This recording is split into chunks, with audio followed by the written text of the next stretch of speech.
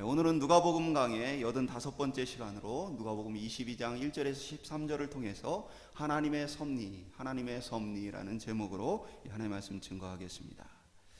성경은 예수님의 십자가에 대해서 승리라고 선언을 합니다. 골로새서 2장 15절에 보면 통치자들과 권세들을 무력화하여 드러내어 구경거리로 삼으시고 십자가로 그들을 이기셨느니라. 그래서 십자가로 통치자들, 권세들을 주님께서 이기셨다 기록을 합니다.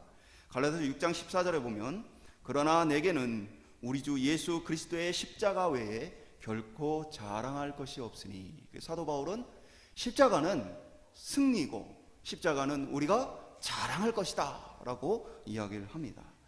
그럼에도 불구하고 많은 이단들 속에서는 예수님의 십자가를 패배와 실패로 보는 이들이 있습니다.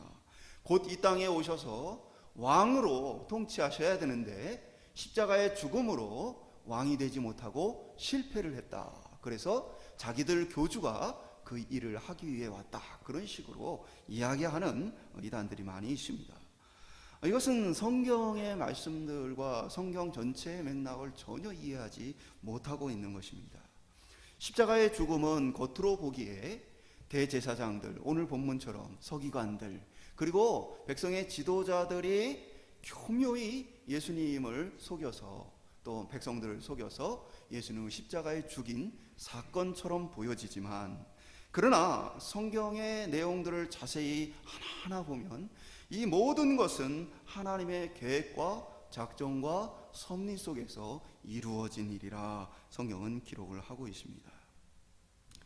이렇게 하나님께서 모든 것을 계획하시고 자세하게 하나하나 개입하셔서 그 일을 이루시는 일을 우리가 섭리라고 표현을 합니다. 섭리란 세상의 모든 일이 하나님의 작정과 다스림 속에서 일어나는 것이다 를 말해주고 있는 것입니다. 우리가 지난 시간에 왜 이 땅에서 사람들이 이해하지 못하는 많은 재난과 끔찍한 일들이 일어나는가 말씀을 나눌 때 어떻습니까? 그것이 하나님과 관계없이 일어나는 것이 아니라 하나님의 계획과 작정 속에서 일어나는 것이다.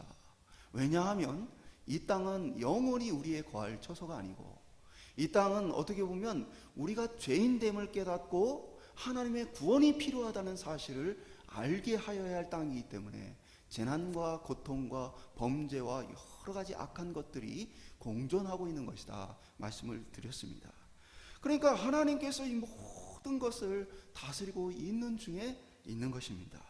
그리고 그 하나님의 다스림은 매우 구체적이어서 대략적인 자연의 법칙을 따라, 원리를 따라 다스리는 것이 아니라 세부적인 모든 일 가운데 하나님께서 개입하시고 다스리신다 성경은 기록하고 있는 것입니다.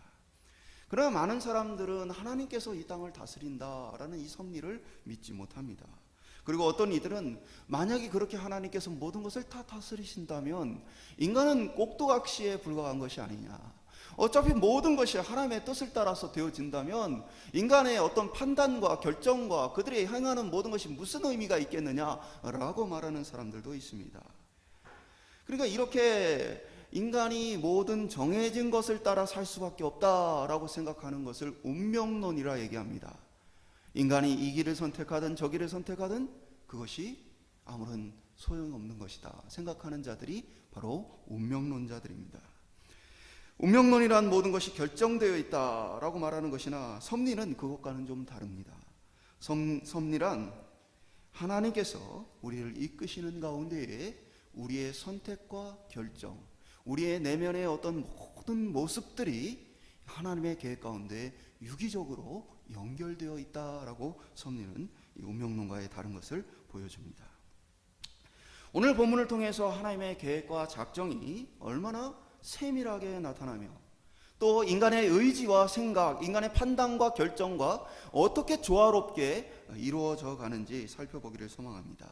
그리고 우리의 삶이 어떻게 보면 복잡하고 예측기 어렵고 너무나 힘겨운 여러 가지 선택과 결정을 해야 되는 그 삶 속에 우리가 어떻게 안심하며 기쁨과 감사함으로 살아갈 수 있는지, 오늘 믿음의 길을 확신을 가지고 걸어갈 수 있는 그 원리를 오늘 말씀을 통해서 함께 살펴보기를 소망합니다.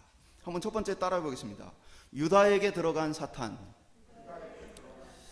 어떤 사람들 중에는 예수님의 십자가 사건과 관련해서 유다가 예수님을 팔아넘긴 배신의 사건을 긍정적으로도 봐야 되지 않느냐 말하는 사람들이 있습니다. 어떤 의미냐? 예수님 십자가의 죽으심으로써 우리의 죄를 담당하시는데 예수님의 십자가에 돌아가시게 되는 데 있어서 유다가 예수님을 팔아넘겼기 때문에 예수님 십자가 사건에 일조한 것이 아니냐. 유다는 오히려 벌을 받기보다는 하나님의 뜻을 이루는 데에 쓰임받은 것이 아니냐라고 생각하는 사람들이 있습니다.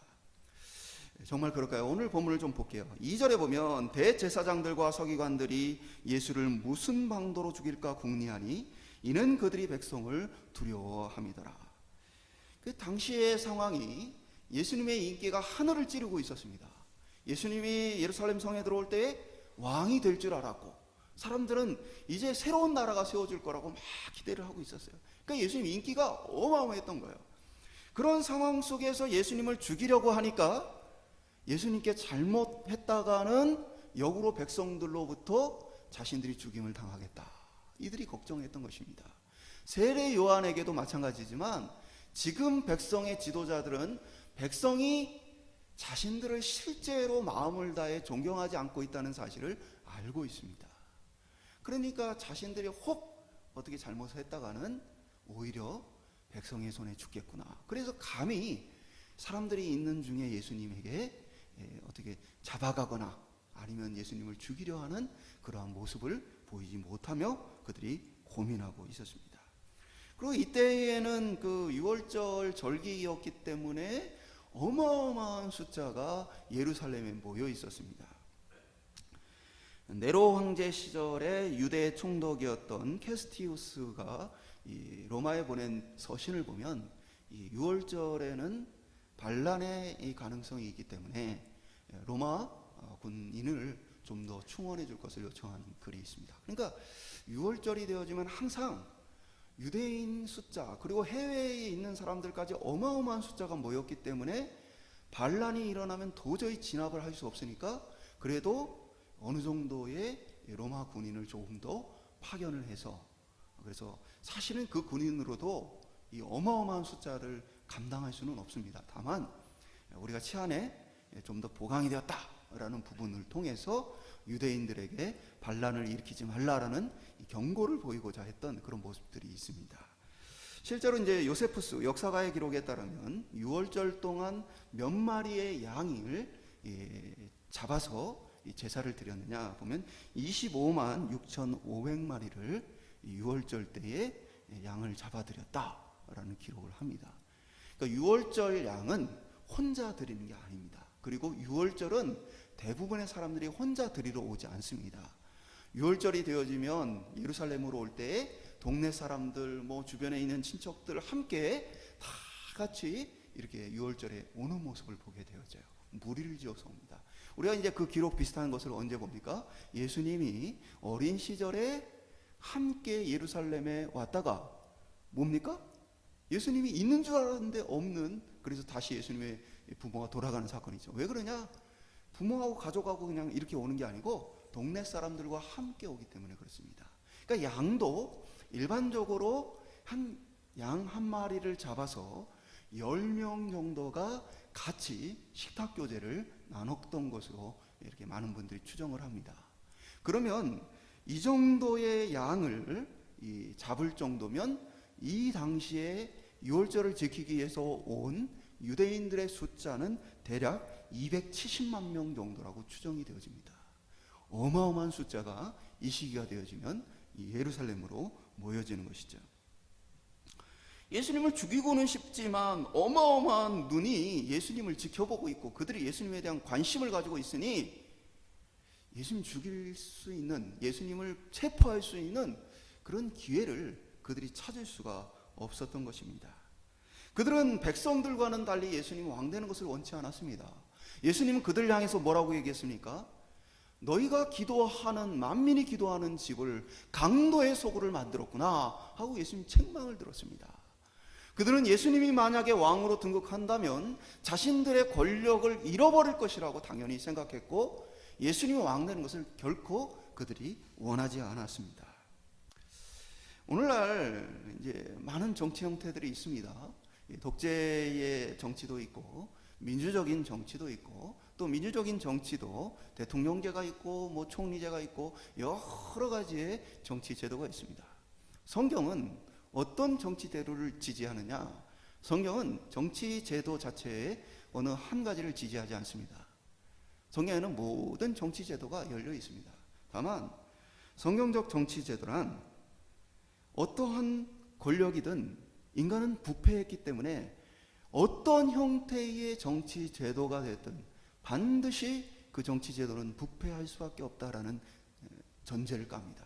그렇기 때문에 성경적인 정치 제도란 모든 권력에 대해서 그들이 두려워할 만한 견제 장치를 두는 것을 원칙으로 합니다. 예를 들면 오늘 본문 가운데에 이들이 많은 권세를 갖고 있는 것 같지만 누구를 두려워합니까?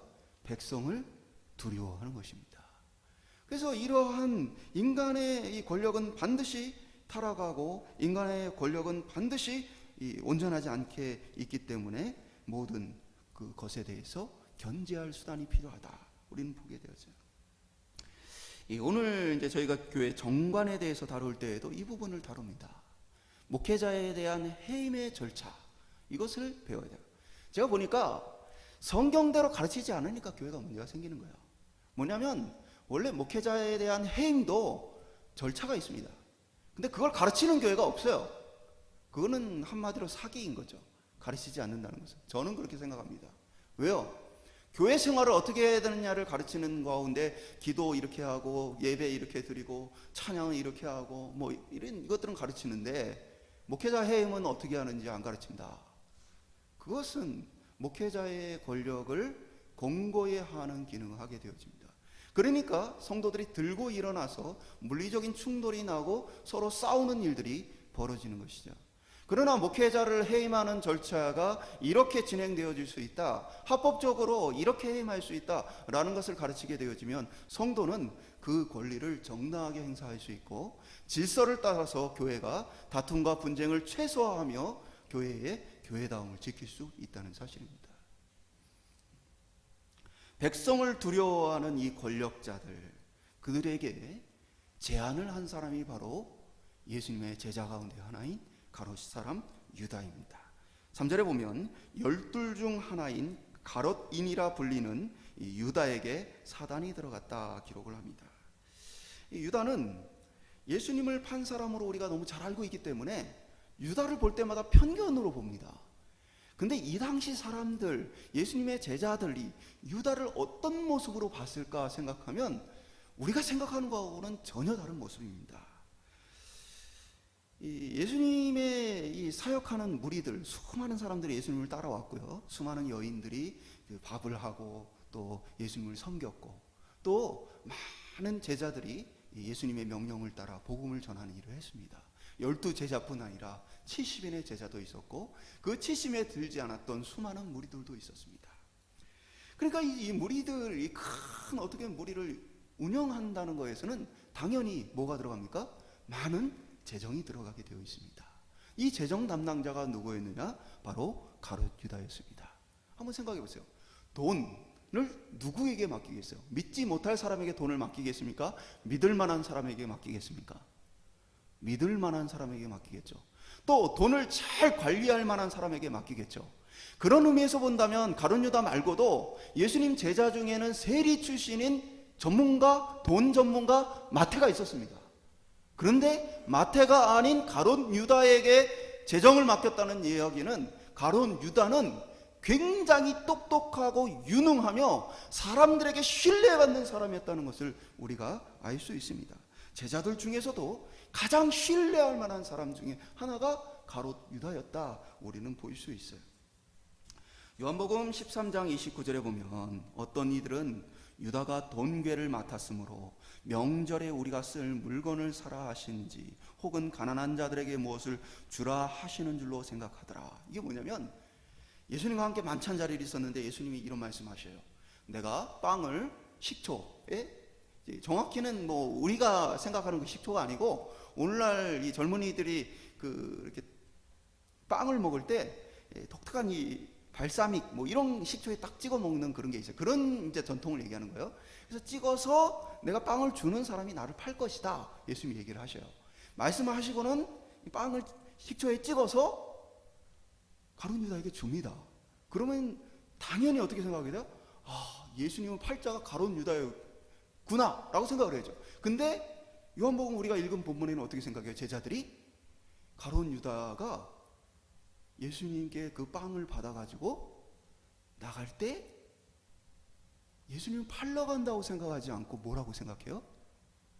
예수님이 무슨 심부름을 시켰거나 아니면 가난한 자들에게 뭔가를 좀 나눠주려고 가룟 유다가 가나보다. 그러니까 예수님이 대놓고 얘가 나를 팔자다라고 보이셨는데도 불구하고 제자들은 절대 가룟 유다를 의심하지를 못합니다. 철저한 가룟 유다에 대한 신뢰가 그들이 있었기 때문에 예수님 심부름하러 가나 보다라고 생각할 정도였다는 것입니다. 그렇다면 우리는 유다가 사단이 그에게 들어가서 예수님을 팔았다 생각하므로 그것은 유다의 죄가 아니라 사단에게 죄를 물어야 되는 것이 아닌가 생각할 수도 있습니다. 그러나 사단이 일하는 방식은 우리를 미혹하는 방식을 통해 일합니다. 우리로 하여금 억지로 죄를 짓도록 하는 것이 아니고 우리 마음속에 있는 욕심과 죄의 본성을 자극함으로써 우리로 사단의 유혹에 동의하고 그것을 따르도록 하는 것이 사단이 우리 가운데 하는 일의 방식이에요. 그러니까 유다는 갑자기 자신의 의도와 관계없이 예수님을 팔 운명이어서 사단에 의해서 범죄한 것이 아니라 성경의 맥락을 보면 그가 어떤 사람인지를 계속해서 잘 보여줍니다. 예를 들면 마리아가 향유를 깨뜨려서 옥합을 깨뜨려서 예수님의 발을 씻습니다. 300데나리온이나 되는 거의 1년치 월급이 되어지는 것을 예수님께 드리는 것이죠. 그때에 이제 가룟 유다가 비난합니다. 차라리 이 값어치 있는 것을 팔아서 가난한 자들에게 주었다라면 얼마나 큰 유익이 있었겠느냐. 그걸 꼭 깨트려 가지고 그것을 예수님의 발에 이렇게 소비를 해야 되겠느냐라는 책망을 합니다. 유다가 왜 이렇게 말했는지에 대해서 요한복음 12장 6절은 이렇게 기록을 합니다. 이렇게 말함은 가난한 자들을 생각함이 아니요 그는 도둑이라 돈꾀를 맞고 거기 넣는 것을 훔쳐 가미러라. 유다에 대해서 기록하기를 유다는 뭐예요? 도둑이에요. 원래 돈에 대한 욕심을 그가 가지고 있으므로 예수님의 제자로 활동하면서도 무엇입니까? 많은 이들이 예수님의 사역을 위해 써달라고 돈을 내면 그 돈깨를 관리하고 있다가 그것의 일부를 날마다 착복하고 있었던 것이죠. 그래서 이 향유를 팔아서 300데나리온이 생기면 그것을 또 일부를 착복하고자 하는 마음을 그가 가지고 있었던 것을 보게 되어집니다. 그러니까 무엇입니까? 유다의 마음에는 이미 돈을 사랑하는 마음이 있었고 그 돈을 사랑하는 마음 가운데 무엇입니까? 예수님을 돈을 받고 팔아넘기고자 하는 그러한 사단의 유혹에 그가 스스로 돈을 선택하고 예수님을 버렸다는 사실입니다. 그러므로 유다의 그 내면의 악한 본성을 따라 그가 죄를 지었기 때문에 예수님을 팔았던 이 행위를 공로로 볼 수 없다라는 사실입니다. 성경은 우리의 행동의 어떤 결과를 따라 판단하지 않고 하나님은 어떤 분이시냐? 우리 내면의 동기를 따라 판단하시는 분이십니다. 세상은요 악한 의도로 했는데 좋은 결과를 맺으면 와 하면서 환호를 합니다. 세상은 속일 수 있습니다. 그러나 하나님은 우리의 마음의 심령을 감찰하는 분이기 때문에 그 마음이 어떤 의도로 그렇게 행했는지를 하나님은 감찰하시고 심판하신다는 사실입니다. 그리고 또 다른 한편으로는요 그렇기 때문에 우리 믿음의 사람들이 담대할 수 있는 거예요. 세상 사람들은 이것을 행했을 때 결과가 좋을까 나쁠까 걱정하고 염려하죠. 그러나 우리는 하나님 내가 선한 의도로 이것을 행합니다. 하나님께서 결실을 맺게 하여 주시옵소서. 믿음의 사람들은 선을 행할 때에 무엇입니까? 우리 안에 담대함을 가지고 행할 수 있다는 사실입니다. 그러니까 유다의 공로와 같은 이러한 궤변은 우리의 내면을 감찰하시는 하나님의 심판대 앞에 통하는 것이 아니라는 사실입니다. 오늘 사람들이 가장 신뢰하던 제자 중에 하나인 유다, 그 유다를 통해서 사단이 악한 일을 행했던 것처럼 어떻게 보면 우리 역시도 그렇지 않을 것이다 라는 착각을 내려놓아야 합니다. 사단은 유다뿐 아니라 성경에 보면 베드로에게도 가서 예수님 앞에 책망 듣는 모습을 보게 되어집니다. 베드로를 향해서 예수님이 사단아 내 뒤로 물러가라 라고 말씀하시죠. 그러니까 어느 누구라도 사단의 유혹과 사단의 넘어뜨리는 것 앞에 자유로운 사람은 없다는 사실입니다. 오늘 우리 가운데 이러한 질문이 필요한 거예요. 이것이 정말 하나님 기뻐하시는 마음일까? 이것이 정말 하나님 기뻐하시는 선택인 것인가? 우리에게 이러한 물음이 필요합니다. 영을 분별하는 것은 하나님의 말씀을 따라 그것을 판단하는 것을 이야기합니다. 그냥 영을 분별한다 해서 그냥 탁 보고 귀신 들렸다, 딱 보고 성령 충만하다 이런 게 아니에요. 영을 분별한다라는 것은 하나님의 말씀을 따라 그것을 기준으로 그가 하나님의 사람인지 그렇지 않은지, 그가 하나님의 선택을 따라 하는 것인지 그렇지 않은 것인지, 또 우리 가운데 주시는 감동들이 하나님의 말씀에 비추어 사단의 말하는 것인지 아니면 하나님의 우리를 향한 요청인지 분별할 줄 아는 것을 얘기하는 거예요. 오늘 저와 여러분들 속에서 이러한 지혜가 있어서 하나님의 말씀을 따라 우리 내면의 동기를 돌아보고 하나님께 귀하게 쓰임받을 수 있기를 간절히 소망합니다. 두 번째 한번 따라해 보겠습니다. 만찬을 준비하시는 그리스도. 예수님 제자들과 함께 유월절 만찬을 준비하십니다. 유월절이 되어지면 유대인들이 함께 식사를 즐겼습니다. 예수님께서는 이제 8절과 같이 베드로와 요한을 보내서 만찬을 준비하라 그들에게 지시하십니다. 이에 제자들은 그러면 예수님 만찬을 어디다가 준비를 할까요? 라고 묻습니다. 이에 대해서 예수님의 대답이 굉장히 구체적입니다. 마치 예루살렘에 입성하실 때 어떤 일이 있습니까? 그 동네에 가서 나귀를 풀어가지고 와라. 그리고 주인이 말하면 주가 쓰시겠다 하라. 그러니까 이게 그때처럼 굉장히 자세합니다. 뭐냐? 10절에 보면 이르시되 보라 너희가 성내로 들어가면 한 물동이를 가지고 가는 사람을 만나리니 그가 들어가는 집으로 따라 들어가서 라고 말합니다. 그러니까 물을 기르는 곳이 있어요. 그러니까 이제 예루살렘에는 실로암 같은 곳이 이제 대표적인 곳인데 기온샘으로부터 실로암까지 지하수로가 연결되어 있어서 실로암에 물이 계속 이렇게 있게 되어집니다. 그래서 그곳에 사람들이 물을 길어다 쓰게 되어지는 것이죠. 그러니까 그곳에 가면 이제 물을 깃는 사람이 있을 것이다. 근데 그 사람을 따라가라. 우리 한글 성경에는 잘 드러나 있지 않지만 그 헬라어는 남성 명사, 여성 명사가 구별이 되어져요. 또 중성이 구별이 되어집니다. 그래서 보면 물을 기르러 가는 사람을 만난다, 물동이를 가지고 가는 사람을 만난다 할 때 이 사람은 남성 명사가 쓰였어요. 그러니까 한 남자가 물동이를 가지고 갈 것이다 라고 기록하고 있는 거예요. 근데 당시에 물을 기르는 일은 주로 여자들이 하는 일이었습니다. 그러니까 물을 떠오는 일은 여자들이 주로 했던 일이기 때문에 많은 사람들이 물을 뜨는 과정 속에서 무엇입니까? 그 중에 남자가 물을 뜨는 사람을 보는 것은 조금 독특한 일이 되어지는 것이죠. 그러니까 한눈에 누군지를 알아볼 수 있는 것이에요. 그러니까 그 사람을 따라가서 그 사람에게 주께서 오늘 당신 집에서 유월절 만찬을 드시길 원하십니다 하고 장소를 빌리라 말씀하신 거예요. 갔더니 큰 다락방이 있고 주인이 그 다락방을 허락하는 모습을 보게 되어집니다.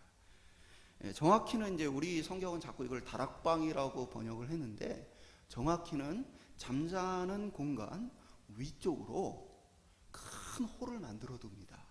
그래서 그러면 이제 바람도 잘 통하고 또 이렇게 사람들이 모여서 만찬을 할 만한 그런 큰 홀이 있습니다. 그 이제 그 홀에 사람들이 모였다는 거죠. 마가의 다락방에 몇 명 모였어요? 120명 모였죠. 그만큼 큰 홀을 얘기하는 거예요. 그리고 이제 오늘 본문엔 정확히 성경이 기록하고 있지 않고 있지만 많은 학자들은 오늘 예수님께서 빌린 이 큰 이 다락방이 마가의 다락방으로 대부분의 사람들이 추측을 합니다. 어쨌든 예수님께서 그곳을 빌리게 하시고 그곳에서 유월절 만찬을 하시겠다 기록을 하고 있습니다. 예수님 십자가를 생각하며 가고 계신데 예수님이 이 모든 일들은 뭘 보여주는 거예요?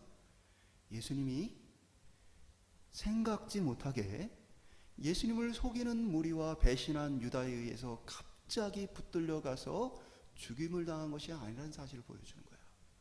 예수님 유월절 만찬을 즐기시는 이 모습 속에서는 그 하나하나를 미리 내다보시고 하나하나를 준비하시는 예수님의 통찰력과 지혜를 보게 되어진 거예요.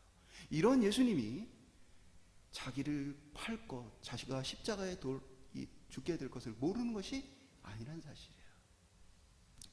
그러니까 하나님의 계획과 작정 속에 모든 일들이 세밀하게 어디에서 만찬을 드시고 어디에서 어떻게 되실 것인가에 대한 것들이 다 뭐예요? 예수님의 계획하심 속에 일어나고 있다라는 사실을 보여주는 것입니다. 우리는 이것을 통해서 예수님께서 이 일을 주관하고 계시는구나 라는 것을 깨닫게 되어집니다. 예수님은 하나님의 뜻을 아셨고 그것을 하나하나 순종하여 받아들이시며 십자가는 겉으로 보기에는 예수님을 죽이려 했던 대제사장과 서기관들 그리고 배신한 제자 유다를 통해 일어나는 일처럼 보였지만 그러나 예수님 스스로 이 모든 것을 알고 이 모든 것을 다스리고 계시다 우리가 볼 수 있는 것입니다. 13절은 그래서 어떻게 기록하고 있습니까? 그들이 나가 그 하신 말씀대로 만나 유월절을 준비하니라. 한마디로 얘기해서 이 모든 일이 뭘 따라 일어나고 있어요? 예수님이 하셨던 말씀 그대로 성취되고 있다라는 부분을 강조하고 있는 것이죠. 그러니까 예수님의 십자가는 실패가 아니라 무엇입니까? 하나님의 뜻을 행하신 것이에요. 그러니까 여기에는 두 가지 뜻이 있는 거죠. 예수님을 팔고자 하는 유다의 뜻이 있고 십자가를 또 지시고자 하는 예수님의 뜻이 있습니다. 하나님의 섭리는 이 수많은 사람들의 선택과 그들의 결단과 그들의 행동들이 다 모여져서 그것이 이루어진다는 사실입니다. 그러면 어떻게 그럴 수 있느냐? 어떻게 보면 이 섭리에 대해서는 인간의 이 제한적인 지혜와 판단으로는 우리가 그것을 다 깨달을 수가 없습니다. 그래서 종종 우리가 이런 얘기를 하죠. 하나님, 우리가 하나님의 뜻을 다 알 수 없습니다 라는 고백을 하는 것이죠. 그러나 분명한 것은 하나님께서 모든 사람의 심령과 마음 가운데 역사하시며 이 땅을 다스리고 있다는 사실입니다. 이것은 성도들에게 큰 위로와 힘이 되어집니다. 인생의 위기를 만났습니까? 하나님으로부터 버려진 게 아닙니다. 하나님 그 위기 가운데 계획을 가지고 계십니다. 어려움을 만났습니까?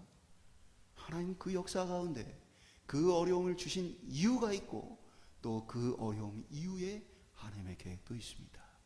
성도는 어떤 형편과 어떤 상황에 처해 있든지 자신의 삶 속에서 여전히 왕으로서 나를 사랑하시는 주님이 나와 함께 하시다는 이 섭리를 믿음으로 어느 곳에서나 담대하고 용기 낼 수 있다는 사실입니다.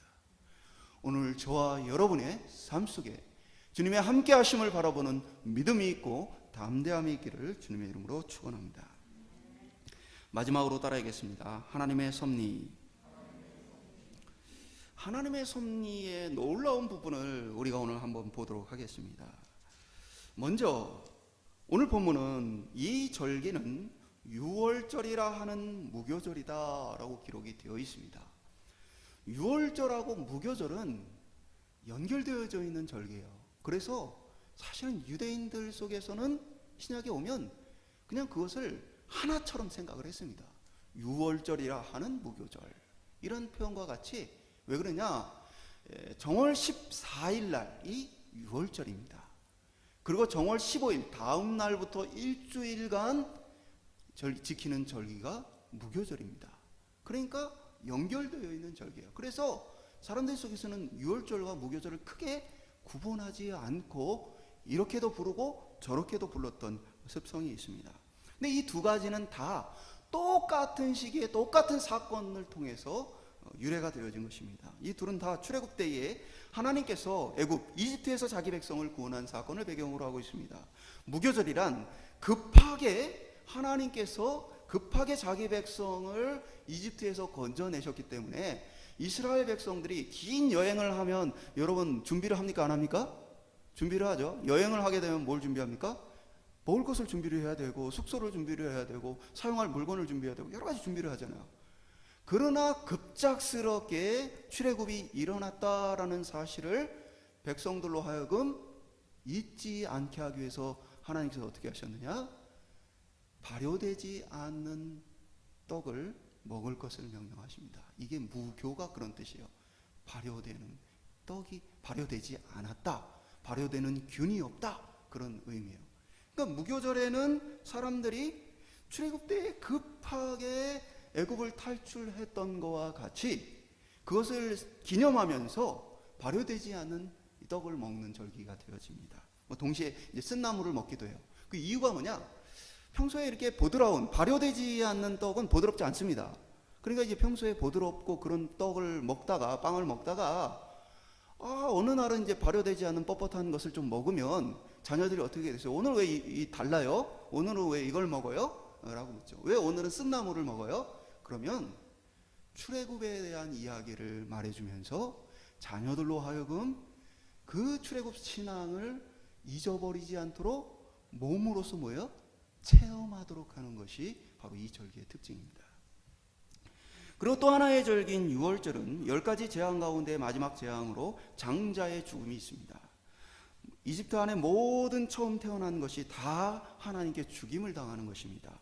이때에 모두가 다 죽임을 당할 때에 하나님께서 자기 백성을 살리시고자 어떤 명령을 주셨느냐? 양을 잡아서 그 피를 문설주에 바르면 천사가 그 집은 넘어갈 것이다. 유월이라는 건 담을 넘다라는 뜻입니다. 그 집은 죽이지 않고 넘어갈 것이다. 그것을 기념해서 하나님이 우리를 심판하지 않고 살리셨다라는 것을 기념하는 것이 바로 유월절입니다. 다 죽어야 하는데, 그런데 하나님이 그 피를 보고 우리를 넘어가 살리셨다. 예수님 십자가의 죽음이 언제 일어납니까? 바로 이 유월절에 일어납니다. 왜 그렇습니까?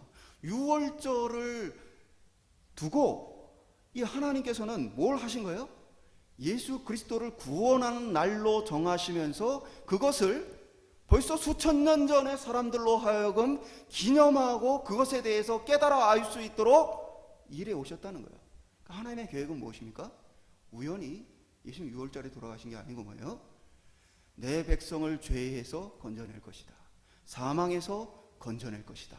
애굽 땅에서 건져낼 것이다. 이 구원의 메시지를 이루는 그날에 바로 예수님을 십자가에 달아 자기 백성을 구원하시는 날로 선포하셨다는 사실이에요. 이 사이에는 수천 년의 간극이 있어요.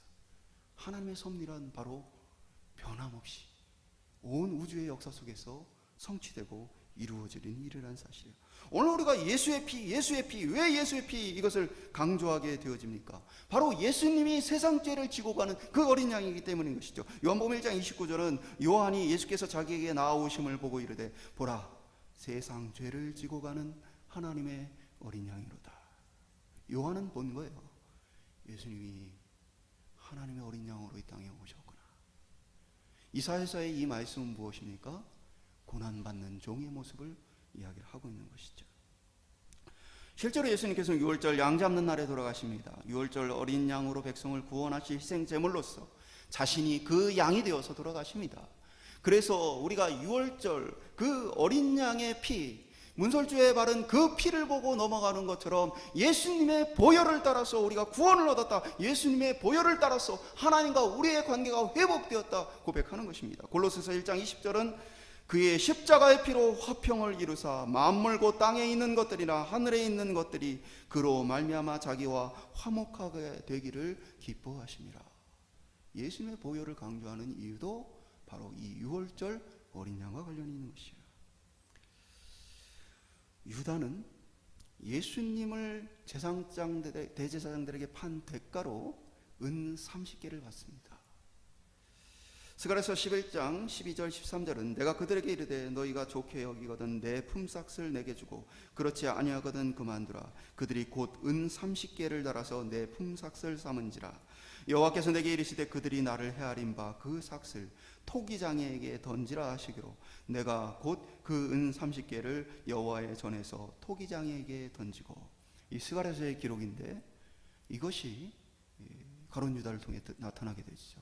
가룟 유다가 예수님을 은 30개에 팝니다. 그리고 그가 어떻게 합니까? 죄책감에 시달리다가 그 돈을 다시 돌려줍니다. 그리고 그 돈을 어떻게 합니까? 그 돈으로 토기장이의 밭을 사서 나그네의 무덤을 삼게 되어집니다. 토기장이의 밭에 던지라 라는 이 표현대로 성취가 되어지죠. 그리고 또 이 모습 속에서는 마태복음은 이 사건을 예레미야의 말씀을 성취한 것으로 언급합니다. 곧 모든 주권이 토기장이에게로 돌아간다. 예레미야서 18장 19장의 이 맥락을 보면 이 토기장이에게 모든 주권이 있고 그 주권이 토기장이에게로 다시 돌아간다 라는 비유의 말씀이 나오는데, 거기에 맥락이 뭐냐면 예레미야를 백성의 지도자들이 죽이고자 하는 맥락에서 나옵니다. 그러나 결국에는 주권이 누구에게 있어요? 토기장에게 있다. 그래서 이 모든 것이 무엇입니까? 마태복음은 선지자 예레미야로 하신 말씀이 이루어졌다라고 기록하는 거예요. 하나님의 섭리란 무엇입니까? 예레미야를 통해 예언하고 스가랴를 통해 예언한 그것이 그대로 성취되도록 하신 거예요. 그것이 무엇입니까? 은 30개 토기장의 밭에 사는 것까지 하나하나 하나님의 계획 속에, 섭리 속에 이루어지는 일을 보게 되어집니다. 하나님의 섭리는 믿는 사람들을 통해서만 일어나는 게 아니에요. 이 밭을 산 사람들은 누굽니까? 대제사장들입니다. 그들은 자신이 불의하게 남의 생명값으로 준 돈, 그러니까 이게 피값인 돈이죠. 그러니까 이 돈을 어떻게 자신들이 취하기 원치 않았고 피값이니까 부정하다 생각했던 거예요. 그러니까 그것을 가지고 토기의 밭을 산 겁니다. 토기장의 밭을. 그러니까 그러한 일들까지도 예수님을 대적하고 예수님을 죽이는 자들의 판단과 행동과 생각 속에서까지 무엇이 작동합니까? 하나님의 섭리와 계획과 역사가 작동한다는 사실입니다.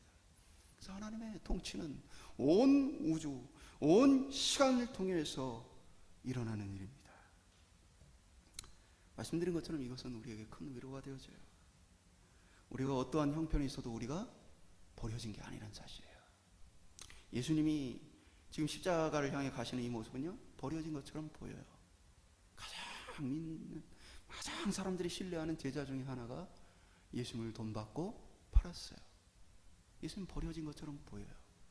어떻게 보면 주님의 오심을 기다리며 주님이 오셨을 때에 하나님의 나라를 세우고 그 앞에 가장 충성해야 할 이 종교 지도자들이 예수님을 죽이기로 결정을 했어요. 그들로부터 버려진 것처럼 보입니다. 나중에 십자가를 보면 주님을 향해 목숨을 걸겠다 다짐했던 백성들도 예수님을 버리고 십자가에 달라 합니다. 겉으로 보여지는 모습은 주님이 철저하게 버려진 것처럼 보여요. 아무도 주님을 돌아보지 않는 것처럼 보여집니다. 그러나 중요한 것은 무엇입니까? 하나님의 계획과 작정 속에서 예수님의 이 발걸음을 하나님께서 주장하고 계시다는 사실입니다. 오늘 신자가 어떤 위기에 있든지 어떤 어려움에 처해 있든지 이 사실을 기억하길 원합니다. 하나님 우리를 버리지 않으셨습니다. 하나님은 그 시간에도 우리와 함께하고 계십니다.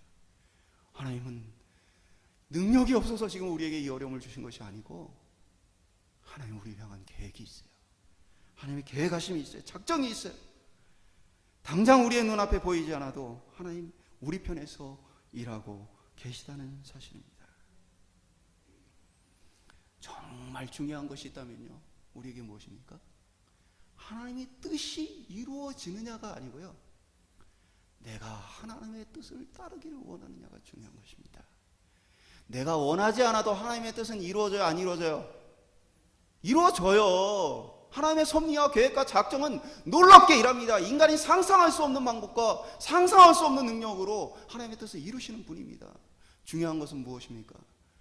우리가 하나님의 뜻에 동의하는 것입니다. 그래서 우리가 주기도문을 통해 고백하는 게 뭐예요? 뜻이 하늘에서 이루어진 것처럼 땅에서도 이루어지기를 원합니다. 나도 하나님의 뜻과 하나님의 마음에 동의합니다 라는 믿음의 고백입니다. 오늘 우리에게 중요한 것은 무엇입니까? 우리를 도우셔서 바른 선택과 믿음으로 살 수 있기를 우리가 구해야 한다는 사실입니다. 하나님의 뜻이 이루어지는데 나를 주님의 거룩한 도구로 사용하여 주시옵소서. 나를 하나님이 기뻐하시는 도구가 되게 하여 주시옵소서.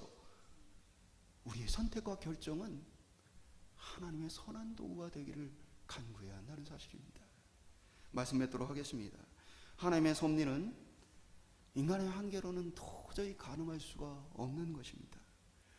우리의 짧은 시선으로 보면 이게 하나님의 결정이 잘못된 것 같다, 이게 하나님의 결정이 좀 맞지 않는 것 같다 하더라도 역사를 주관하시는 하나님의 모든 것은 우리가 알지 못하는 모든 사람들, 영화에 보면 어떤 사람이 하나님의 전지전능한 능력을 달라 요청을 합니다.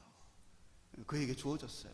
사실 그가 요청한 게 아니고 불만과 원망과 불평만 가지니까 영하니까 그렇게 된 거예요. 하나님이 그래 전능한 능력을 한번 너에게 줘보겠다 하고 줬어요.